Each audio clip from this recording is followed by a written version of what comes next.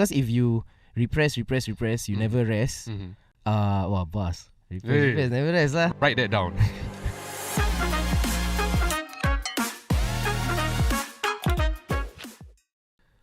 Hello everyone, welcome back to another episode of Spill the Coffee. I'm Wayne. I'm Nisha. And we have 4 other crew members who will be joining us later in other segments of the podcast. Today we have a special guest here with us today. His name is Muhammad, who has been in the video production scene for at least about 7 years.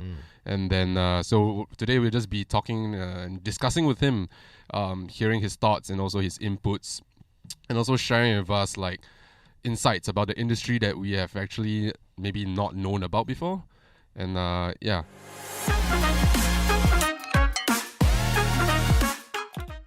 Thank you for having me. No problem, bro.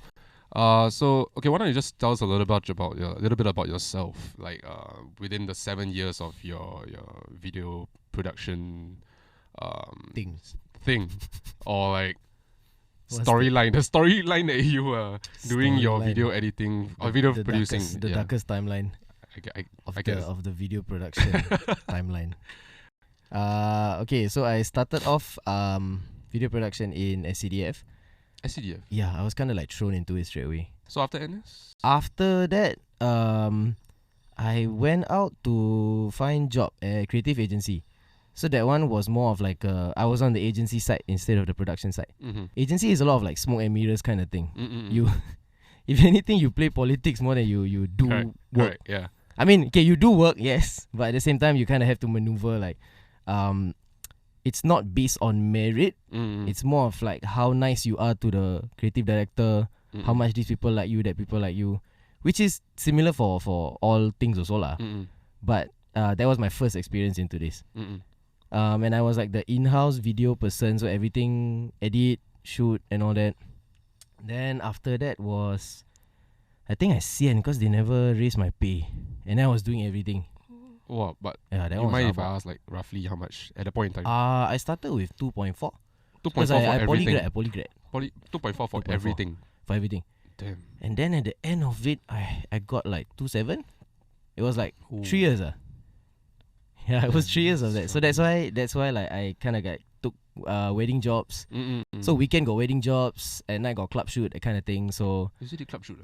club shoot. Ooh. I mean, now I kind of do a bit if I got time. So that's where like I kind of learn how to shoot more, because like I have to earn money to eat. Correct. Yeah. So that was like the struggle. So that was a kind struggle. of. Yeah. I was interning there for like 500 for like 6 months, I think. Wow. Yeah, because I really like the place lah. Then I quit that job and went freelance. I think like I work better by on my own. So I left and I'm like, confident lah. Get studio all. I ran the studio all. Then I confident. I'm like, okay, can get job, can cover one. 1 month, 1 whole month, no job, no nothing. Because like 100 plus emails I sent out for my freelance stuff, and maybe only 3 came back, and they say like, oh, you're not a fit for the company. Oh. Yeah, so they were like, oh, we're actually not looking for video stuff But that right one now. was not during the pandemic period, or was That it was slightly before? That was after. after I pandemic? quit around the time where it was like watering down. June, July, August. August I got the place and then I went freelance. Yeah, so after that month I was like, you know what? I think I need like a stable thing to at least pay the rent for this place. So I went to full time again, but it was more of like, okay, I want to work with y'all, but I want to negotiate. I want to work from home, like full time pay, but kind of freelance because I still want to work like other places. You know, so just nice. I found this place. I found Breed, which is a production house. I think there was like 3 people at the time, 2 people at the time. I was the 3rd person. Yeah. So since then I've been like freelancing, but at the same time I still have this base job thing.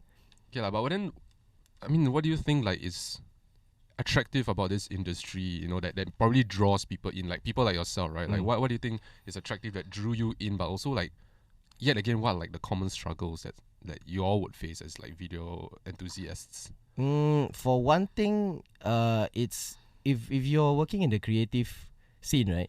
There's really not much you can do except agency, production, or you do like a job, like a 9 to 5 job. But like, there's not that much you can do. There's not much choices, I guess, in that sense. So for me, it was more of a necessity kind of thing. But like for the new kids coming up, like we get a lot of interns coming in, Mm-mm. and like I also do like this thing where I bring in like students. Hey, you wanna learn video editing? I'll do like a crash course. Right. It's really just like a free lesson kind of thing. Yeah. Because if I have all this knowledge, then like for what? Correct. You know what I mean? Like you can do better, do lah. So for the younger ones, I realized that they are interested in like the whole like content creator thing. Mm-hmm. Like the idea that you can be a YouTuber, the idea that you can do what you love for a living. So it's more like a freedom, I a guess. more free choice of job. Yeah, and then like you also feel like, oh, I'm not really doing a job. I'm doing not a 9 to 5 thing. Yeah, I'm becoming like a internet personality. I'm a content creator. So I guess it's that, like it's self-fulfillment. The Maslow hierarchy of need is somewhere like up there. Right. Or like self-actualization or something lah. Like for me, it's more of like it started here, and I'm good at it, and I know how to do it, and I need to live. It's my job. But for the younger ones, they're coming in. They're like, "Whoa, I really want to try this.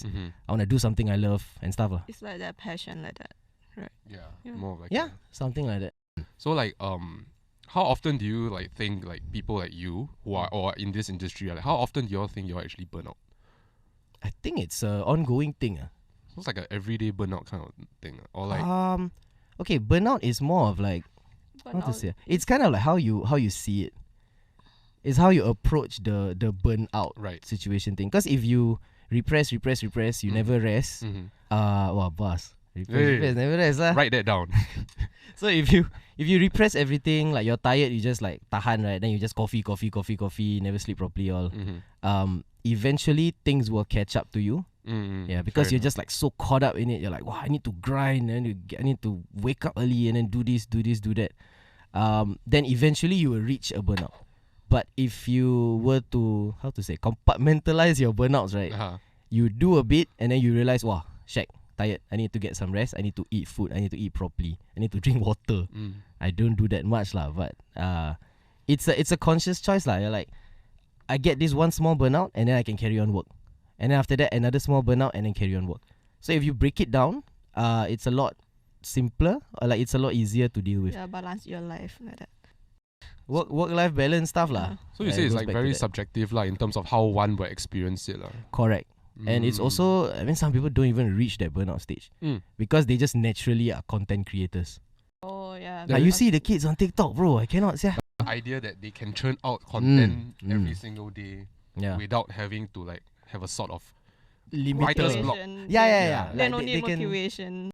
Yeah, so they can just do that without burning out because that's just how they are.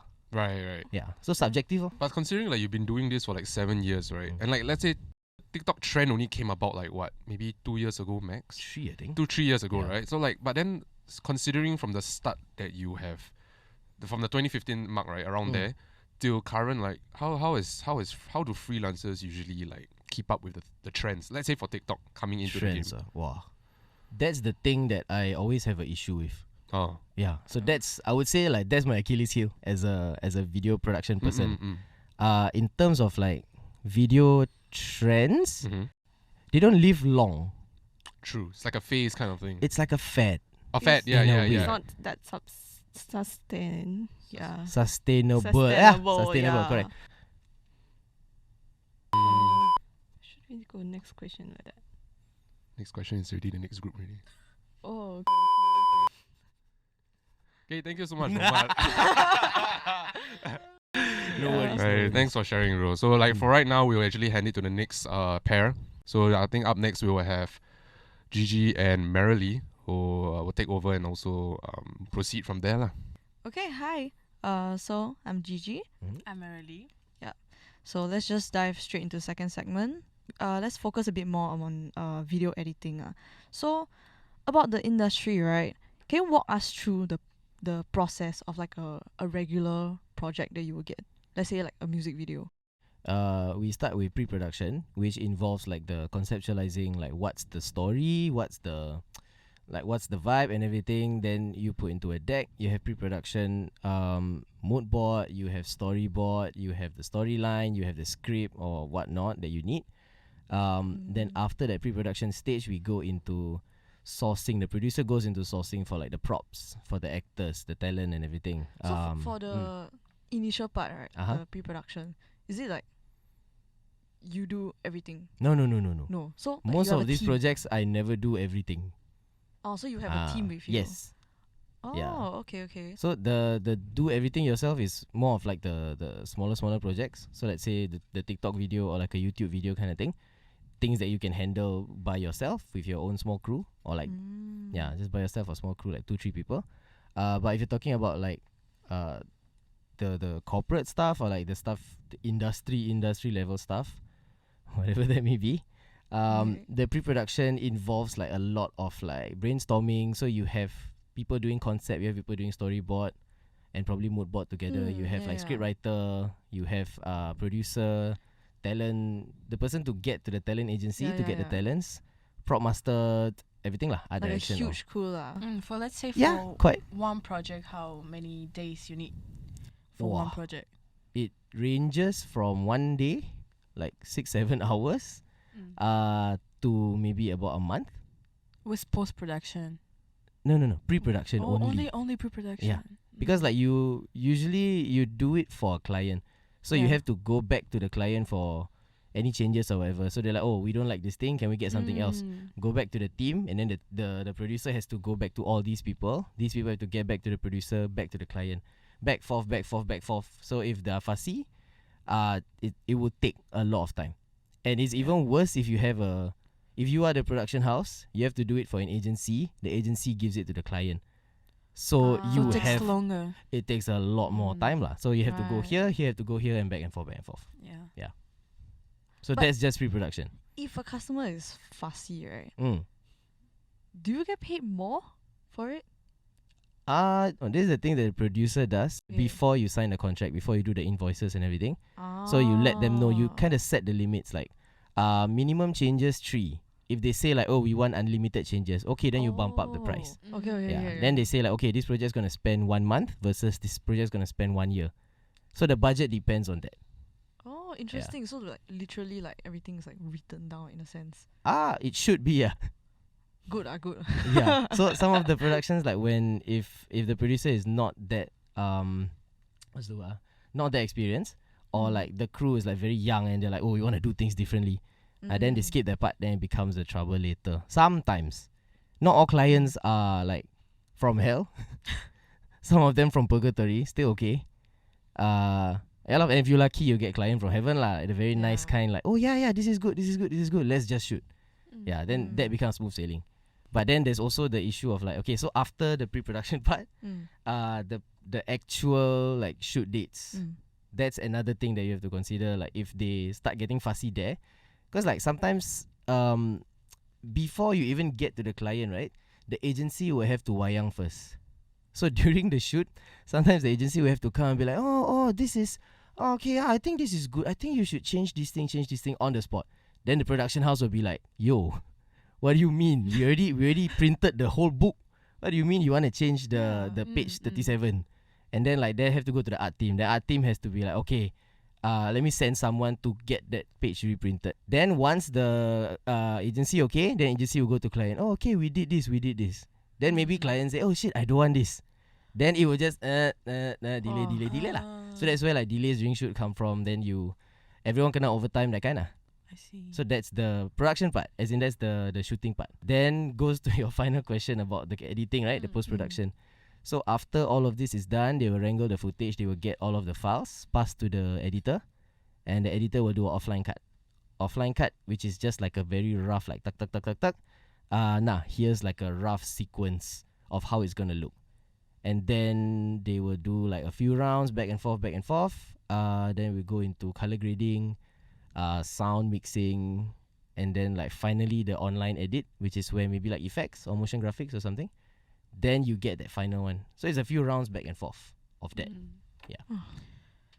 Oh, Sounds tiring, right? yeah. You tired already. You hear you tired. I already. hear I tired. Yeah. Wow. So one production Mm. can take up to like Yes. years. Yeah. Goodness. Because like if you're talking about campaigns, right? Some campaigns have only like one video. So maybe one 60-second video. But Okay. then there are other campaigns that have like 6 60-second videos. Oh, 30-second that's true, adaptations, TikTok 9:16 adaptations, true. Instagram Square adaptations. So there's a lot of the delivery list goes from like one video to maybe about 40, 50. Yeah, depending on medium, and then if you're a global company, depend on countries. You localize to this language, localize to Thai, localize to Vietnam. Yeah, so there's a lot of the variables lah. It can go from 1 to whatever number you can come up with. Then Yeah. how's the salary of that? Like, so if that production, right, is part of an agency, so how much could you earn as a producer of that? As a producer, I don't know. I've never been a producer. Oh, Yeah, the producer is the Director, person. what about director? Okay, as a Director. director, for me, usually my day rate is 2K. So that is for shoot day, for one shoot day. oh, Yeah. okay. So if you were to extend it more, it doesn't go like 2K, then 2 days 4K, then 3 days 6K. It's not like that. It's more like It's like stable every day. not really stable. It's more, how to say, depending on project and how much effort you have to put into it, then that's where you adjust the price. Oh. Yeah. So you decide yourself. Pretty much. Mm. Yeah. That's the thing. As a freelancer, it's harder to find jobs. It's harder to find big jobs. So like, let's say freelancer, right? You probably get, I don't know. You probably be directing music videos for no-name bands. Not saying like they suck, but it's more like they are not well. They haven't known. rise up lah. Yeah. Yeah. But like when you work at the agency, you might get clients like Puma. You get clients like Audemars Piguet. Oh, You yeah. Or know, like that bigger, kind of like bigger. bigger names that people recognize lah. Then from there, you can build your portfolio and then Yeah. move on to other things. Yeah. But usually the pay, if you poly, about 2.4, 2.5. That's a standard lah. Yeah. Then you have to really play. For agency, you really have to play your way up. Yeah. For production, I feel like it's a lot more merit based. Like if you perform well, then like your boss or whatever will be like, okay, you know what? I need to keep this guy. I need to keep this talent. Then You it have will kind of go to up like prove your worth lah. in a that one you sense. have to prove your worth. For Yeah. agency, I feel like you kind of need to prove how much you love the boss. I guess how much you like your creative director. I want to talk a bit about like the pandemic and everything also. So, how much would you say, right, that the pandemic have affected your number of clients? During the pandemic, I was still at the company. I was still at the okay, agency. Mm. So But did it drop also? I mean, they dropped lah. But I think that was more of a business practices kind of thing. It's like not business practices. That's like how they manage the stuff. It's like a whole, 20 people team. So I don't really know what happened. I'm just the guy who does the videos. So your workload and everything, it didn't drop at all. It got more. Serious ah? Yeah. Is it because they like start firing people? No, I was the only one doing the video stuff in the whole team. Oh, So everything from shooting to editing, color grade, everything is just like one person do. Shit. Yeah. So during the pandemic, I think they were trying to pitch more like, hey, we can do this, we can do this, we can do that. So we had to do more like unpaid videos in a sense. So Okay, for the okay. freelance part, events stopped happening. So like we didn't get any like event coverage. So there wasn't any of that. Like clubs all gone, wedding also cannot happen. Yeah. Even if it happened, it's so small that like people don't even want to shoot. They just put GoPro there. So that much is affected. Okay. So generally, right, the industry has lost like, I don't know, Like billions, billions. of dollars Mm-hmm. because of the pandemic, right? That one I don't know. That one your research or are you asking General research General, lah. yeah. me? Okay. I don't know. That one I don't want to say. So, how much would you say like average freelancers, right? Mm. Your I don't know, your friends or whomever who are also freelancers. Mm-hmm. How much have they like generally lost because of the pandemic? I don't know, yeah. Really? Like you know, you don't go to a shoot and be like, hey, what's up, man? By the way, how much have you lost during the pandemic? like you don't have friends that are like, you know, Complaining they'll like, tell you oh, like, "Eh, shit, I No, lost so I much don't. money." I don't make friends with people like that. I cannot. It's a bit. It's very exhausting. That one I will burn out. My Okay. friends all mostly like they will just say like, wow, shit, I lost my job, or like I'm getting less jobs. Can you help me out? So it's more of that kind of thing. So you all will like help each other. Yeah, that kind of I mean stuff. pretty much that's kind of how it goes lah. Yeah, That's yeah. why the grips will follow the gaffers. The CA, the camera assistant will always follow the DP. The DP will follow the directors. It's more of like, how to say, you work with people you like, and then they become friends, and then you work Oh. more with them. So Yeah, it's really like a help each other out. People always say like don't work with your friends, that kind of thing. Uh huh. So if this is a very like friend-based environment, wouldn't a lot of things go wrong? A lot of Wow, people who say friendships don't get work with hurt. your friends, right? Maybe consider who your friends are, lah. Ooh. Reconsider. Ah. Oh. Shots Okay, fired. No, because a lot of people like to keep friends around who they don't even like. So you feel that if your values are aligned, Mm. if your views are aligned, you won't have issues working with each other. I mean, if you're good people in general who are honest and communicate, Mm.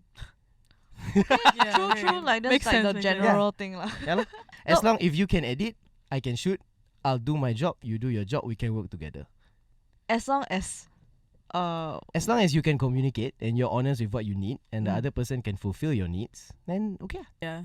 okay. All right. So, we're gonna bring in Jolene as well as Sam for the Sam. next segment.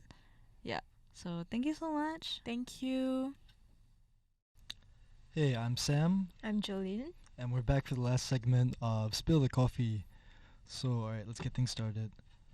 Alright, just to start off, I wanted to ask, so what have the differences been since the pandemic restrictions have been lifted? Like, how is the industry different from before the pandemic? How is it different? A lot more. There's a lot more automation now. Things that could have been an email are now emails. And then because usually people would make sure you go into office or like go to location to edit, so they can see you edit. For what reason? I also don't know. It's something that can be done. Things that can be done remotely are actually being done remotely now. That's a good thing, right? It's a really good thing Yeah. for me lah. Yeah. I like editing in my small cave. You know, Mm. I don't like to be like outside like, editing. Then people pass by and I'm like, can't focus lah. Yep. Yeah. So that's the good change that I noticed. Other than that, is more or less been the same. It's just that it's just that things that can be remote and can be simple are now simple and remote. Previously, you mentioned the workload increased during the pandemic. Mm. So how is it now? Is it still increasing or did it dip? Wow, there's a lot of considerations back then lah. Because back then I was at an agency that needed to pitch that we can Alright, do yeah. videos. Right now I just take in jobs. As Yeah. a freelancer, right? Yeah, semi-freelancer. lah, yeah. Okay. So there's not really much of a comparison. It's apples and pears. But I'm still not sleeping much lah. That's the only constant That's lah. not Yeah. a good thing. It's not a good thing. We gotta live, man. I don't know. It seems like in other industries, maybe like, for example, music and stuff, it seems like since the pandemic ended, especially the past few months, it's been crazy. Like there's been events. It's like everyone's trying to catch up for the lost time. Mm. Does it feel like that for you at all with video, or is it? Not so much, because I think for music it's more of like live shows and stuff happening outside also, right? Because there's a lot of restrictions. The restrictions did not hit video productions as much. If anything, it only affected a bit. You just have to wear masks and stay a distance away, like 2 meters away. But even then, people don't follow because you're shooting in a studio. Right. It's a closed studio. Who's gonna catch you? Also, like I did this thing where I brought in like 15 musicians to make a song in my house, but it's a studio lah in a sense. It's like a studio space in a industrial area, but the thing is like there was a limit. Remember, there was a limit. You cannot bring in more than 5 people, and then you cannot play instruments. You cannot jamming also, right? There was a jamming Yeah, it's restriction. like who can sing or you cannot sing. That kind of Correct. thing. As in like I think only one person can sing, and then wind instrument cannot, and then so that kind of stuff. Oh. So there was restrictions for my neighbor, which is a jamming studio, but there's no restrictions for my place because it's a video production company. So if it's registered under video production company, right? The only limit it has is like you can have up to 15 people within one space, Okay. as long as there's a video camera running. Oh. I mean, if you could get away with it, then It's yeah. not even get away with it. Oh, The just- government They literally don't tell even me, care. bro, can. Oh, okay. Can I do? Yeah. Yeah. So that's Okay. it's been running lah. The productions have been running, so there's not much to catch up on. I mean, would you have done anything differently if you'd known the pandemic was coming, like preempt? Or Wow. This is the hardest question so far, yeah. I mean- Would I have done anything if I knew the pandemic was At least coming? pertaining to your industry? Yeah. I I don't think there's much I could do also lah. To the pandemic and to my job lah. Like I said, like it's okay, maybe I could have got like Grab delivery earlier. Oh wait, no, but now it's going down again. Wow, your question damn hard. I mean, Let's just say no. No. Let's just say no. I wouldn't have done anything different. That's fair. I mean, most Yeah. people probably say like what, maybe save up a bit more money. That's what I would have done. But like other than that, also I guess it's a bit tough. I know savings, bro. It's okay, same. Yeah, Ah, life is short. It's okay. You don't know your savings can use or not tomorrow, bro. No, let's not talk about it. That's quite. Okay. Next question. Previously, listening to your journey, right? Can I describe your work journey as a roller coaster ride? Will you say that? Or how will you define this industry in one word? Damn. Wow, you saved the best questions for last, huh? For the first one, roller coaster, yes, but it's a steadily running, sustainable roller coaster. If it was a roller coaster, it would be the Shrek ride at Universal Studios. Yeah, like it's still fun, but like it's not like it's more like ooh, hey Shrek, you know, like you still enjoy the journey, but it's still a roller coaster. But still a bit like okay, up and down. As for one word, damn, what's yeah? That would be the word, damn. Because like sometimes you see call sheet, the shoot is tomorrow, right? At like 6 a.m. And then you find that out at like 1 a.m. after wrapping a previous shoot. Oh. You see, you're like, damn. And then sometimes like you editing, and then they come back with the 12th or 13th round of changes in a week, and then you're like, damn. So damn. Damn, Yeah. okay. Damn can say that. Alright. So do you have any regrets though joining this industry or being put into this industry? No. No. Wow.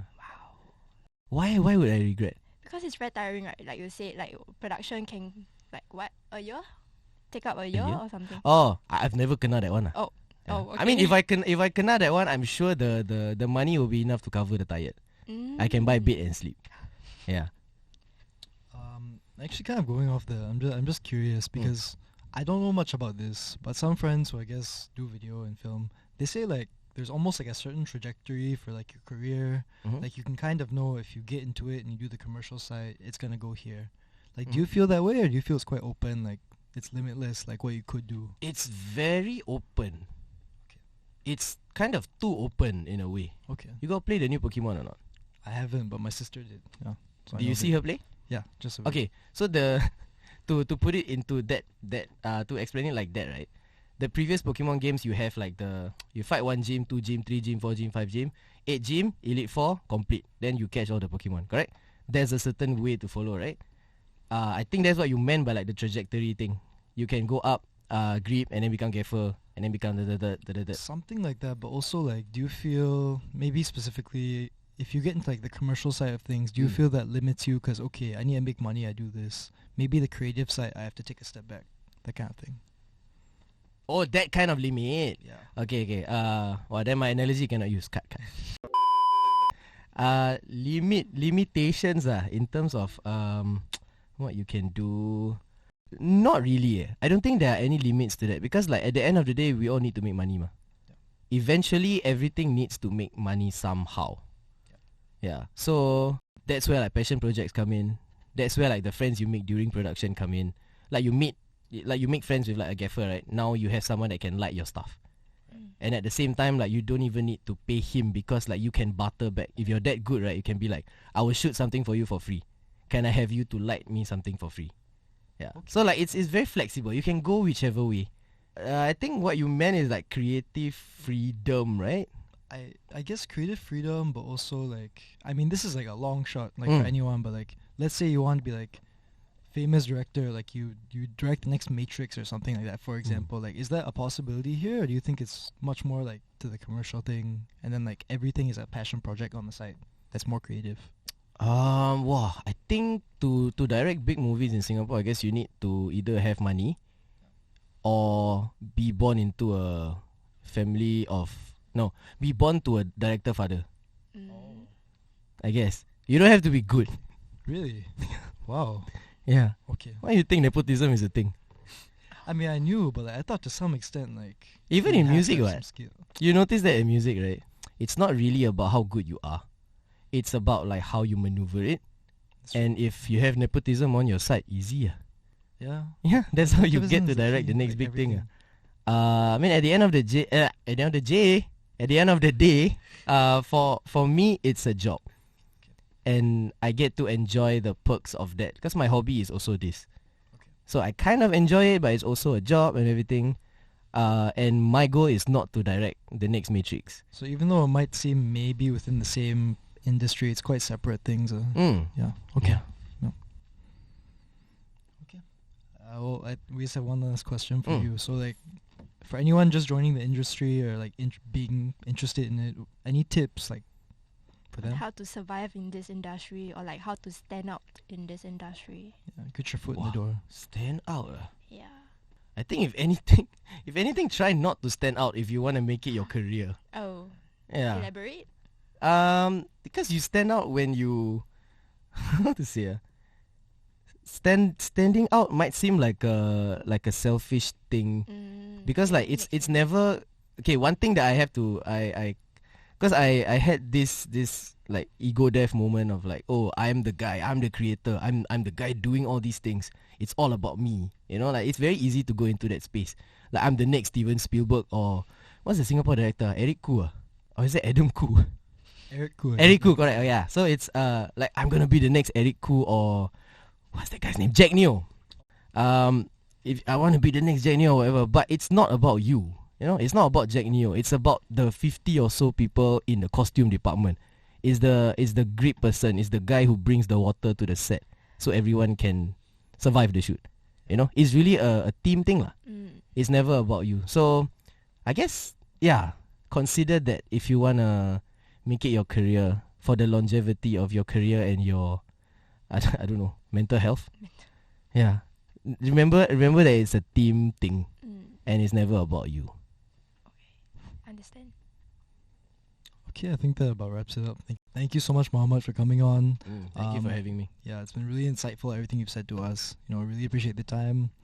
This has been Spill the Coffee. Thank you so much for tuning in.